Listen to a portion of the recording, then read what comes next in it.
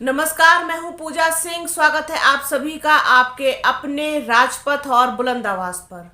दोस्तों, जैसा कि आप जानते हैं कि हमारे देश के यशस्वी प्रधानमंत्री नरेंद्र मोदी, जो कि जाने जाते हैं 18-18 घंटे काम करने के लिए, जाने जाते हैं इस देश को नित नई ऊंचाइयों पर पहुंचाने के लिए। ऐसा ना तो मैं कह रही हूं, ना ऐसा वो लोग कहते हैं जिनको ऐसा विश्वास है या फिर जो इस बात में आस्था रखते हैं कि प्रधानमंत्री वास्तव में देश के लिए, देश हित के लिए इतना सोचते हैं, इतना काम करते हैं। वो अपनी उपलब्धियों को अपने ही मुंह से, अपना ही गुणगान करके या फिर अपने ही लोगों द्वारा उसको बढ़ा चढ़ा करके बताने का काम पिछले 9 सालों से करते आए हैं। अब जो उनकी नज़र है वो इस देश के संविधान पर लगी हुई है, किसी तरीके से इस संविधान को बदला जाए। और जैसा कि आप जानते हैं कि नए नए जुमलों के लिए, नए नए शिगुफों के लिए वो बहुत ज़्यादा पॉपुलर हैं और लोगों में अच्छी खासी जो है उनकी चर्चा रहती है इस बात की कि देखिए हमारे जो प्रधानमंत्री हैं वो जो कहते हैं बिल्कुल ठीक है, बिल्कुल सही है। जिस तरीके के जुमले उन्होंने हमेशा से ही इस देश के लोगों को दिए हैं, चाहे फिर वो 15 लाख रुपए खाते में आने की बात हो या फिर तमाम और दूसरी योजनाएं हो या फिर वो सारी चीज़ें जो सिर्फ उनके जुमलों में ही फिट बैठती हैं। अब वो एक नया जुमला लेकर आए हैं, एक नया शिगुफा उन्होंने जो है छेड़ दिया है इस देश में कि इस देश में जो है 1 नेशन 1 इलेक्शन होना चाहिए। यानी कि एक ऐसी व्यवस्था हो कि सभी राज्यों के और केंद्र का चुनाव एक साथ हो जाए। अब एक चीज़ बताइए, हमारे देश का संविधान जो कि डॉक्टर बाबा साहेब भीमराव अंबेडकर की देन है, इतनी महान हस्ती थे वो, और दुनिया का सबसे बेहतरीन संविधान जो है वो हमारे पास है। उसमें उन्होंने जिस तरीके से बात की है वो शिक्षा को लेकर के हो, स्वास्थ्य को लेकर के हो या फिर न्याय को लेकर के हो कि सबको एक समान शिक्षा मिलनी चाहिए, सबको एक समान जो है स्वास्थ्य के अवसर यानी कि जो इलाज है वो भी एक जैसा मिलना चाहिए, साथ साथ जो है न्याय भी सबको समान रूप से बराबर, क्योंकि कानून की नज़र में ना कोई छोटा ना बड़ा, ना कोई अमीर ना कोई गरीब। इसी तरीके से अगर प्रधानमंत्री बात कर रहे हैं 1 नेशन 1 इलेक्शन की, तो प्रधानमंत्री नरेंद्र मोदी इस बात की बात क्यों नहीं करते, इस बात की चर्चा क्यों नहीं करते कि इस देश में भी एक समान शिक्षा नीति लागू होनी चाहिए, एक जैसी शिक्षा सबको मिलनी चाहिए, फिर वो बच्चा चाहे अमीर का हो या गरीब का हो, किसी का भी हो। शिक्षा जो है वो सबका अधिकार है और समान रूप से शिक्षा पाने का अधिकार सबको है। और ये अधिकार किसी को ना तो भीख में मिला है ना खैरात में मिला है, ये अधिकार मिला है संविधान की तरफ से, संवैधानिक रूप से संविधान ने ये अधिकार दिया है। किसी ने पर्सनल कोई अधिकार किसी को नहीं दिया है। तो आप इस बात पर बात क्यों नहीं करते, शिक्षा पर बात क्यों नहीं करते, आप स्वास्थ्य पर बात क्यों नहीं करते, आप न्याय पर बात क्यों नहीं करते। एक समान शिक्षा सबको मिलनी चाहिए, यानी कि 1 नेशन 1 एजुकेशन, एक जैसा इलाज अस्पतालों में सबको मिलना चाहिए। तो आप बात इस पर क्यों नहीं करते कि 1 नेशन 1 हेल्थ, सबको न्याय मिलना चाहिए एक समान बराबर समान रूप से। तो आप बात इस पर क्यों नहीं करते कि 1 नेशन 1 जस्टिस। कितने सारे ऐसे लोग हैं जो न्याय के लिए दिन रात जो है कोर्ट कचहरियों के चक्कर लगा रहे हैं। आपको पता है कि इनके राम राज्य में किस तरीके के हालात हैं।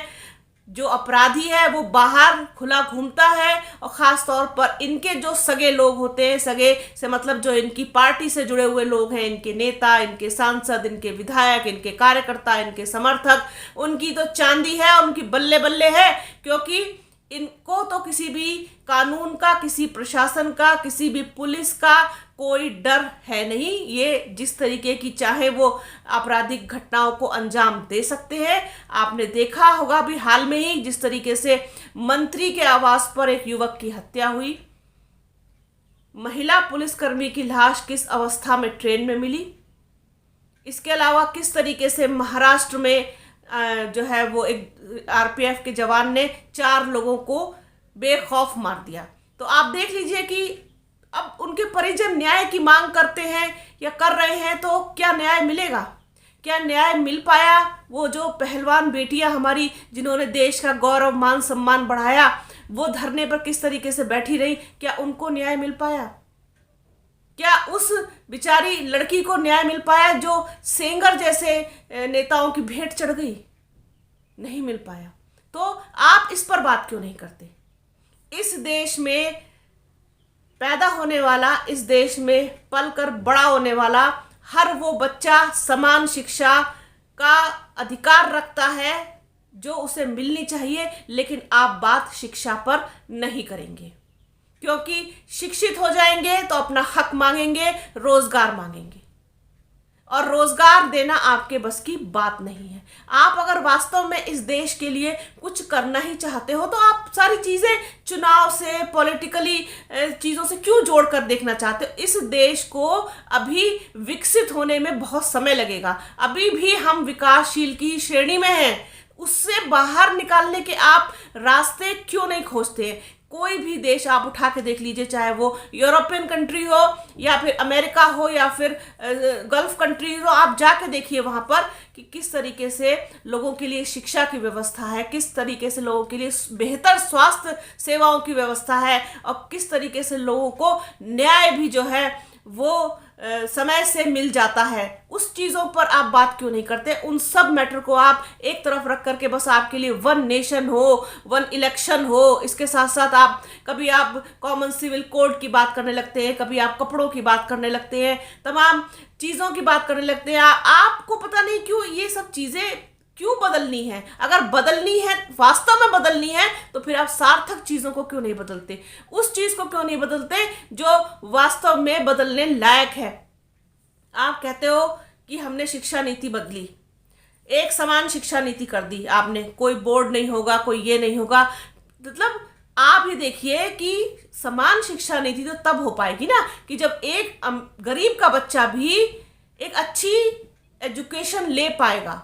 वो नहीं है। आप अपने सरकारी स्कूलों का, सरकारी इंटर कॉलेजों का हाल देखिए जाकर के। प्राइवेट स्कूल में गरीब इंसान की हैसियत नहीं है कि वो अपने बच्चे को पढ़ा सके और फीस भर सके, उसका खर्चा उठा सके, उसकी किताबों का खर्चा उठा सके, उसकी हैसियत नहीं है इतनी। तो आप अपनी सरकारी चीजों की व्यवस्था क्यों नहीं ठीक करते? इसी तरीके से बात जब अस्पताल पे आती है तो आप ये देखिए कि किस तरीके से बुरा हाल है सरकारी अस्पतालों का। कोविड ने इनकी पूरी पोल पट्टी खोल कर रख दी। आज भी उत्तर प्रदेश के जो उप मुख्यमंत्री हैं ब्रजेश पाठक, वो जगह जगह जाकर के जो है आकस्मिक दौरे करते हैं कभी कभी, और देखते हैं। तो शुरू में तो वो ही बहुत एक्टिव थे, लेकिन इस समय वो भी एकदम शांत और ढीले पड़े हुए। उन्होंने भी सोचा होगा, अरे यार कहाँ तक जाएं, कहाँ तक सर खपाएं जाकर के, क्योंकि पूरे प्रदेश का हाल ही एक जैसा है। तो सरकारी जितने भी प्राथमिक स्वास्थ्य केंद्र हैं, सामुदायिक स्वास्थ्य केंद्र हैं, उनका हाल देखिए जाकर के। डॉक्टर नहीं मिलेगा, दवाइयाँ नहीं मिलेंगी, इलाज नहीं मिलेगा। इसके अलावा जो बड़े गवर्नमेंट हॉस्पिटल्स हैं उनमें बिना सिफारिश के, बिना किसी से कहलवाए, बिना किसी सुने, गरीब आदमी की कौन सुनने वाला है? गरीब आदमी वहाँ अल्ट्रासाउंड भी नहीं करा सकता है। उसको बाहर जा करके वहाँ पर 500-700 रुपये, 1000 रुपये खर्चा करना ही है, तब जाके उसका अल्ट्रासाउंड होगा।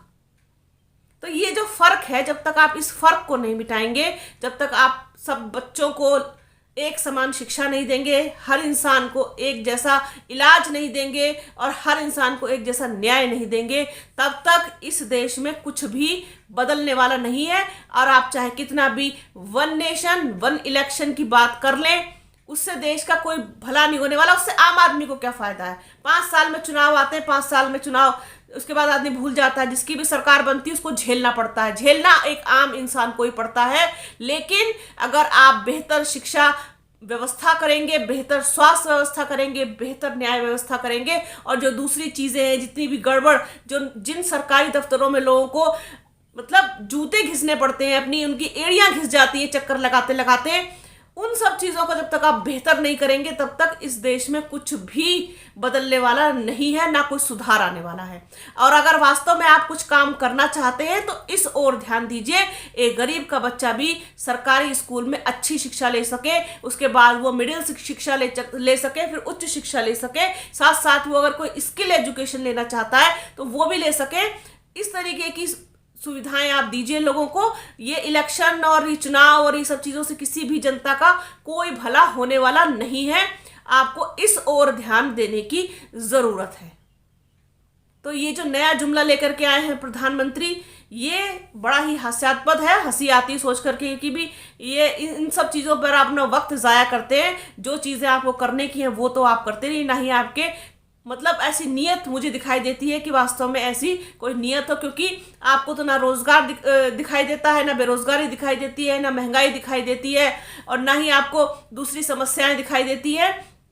आपको सिर्फ और सिर्फ दिखाई देता है चुनाव, राजनीति, या फिर धर्म, या फिर हिंदुत्व, जो कि सब खतरे में नजर आता है आपको।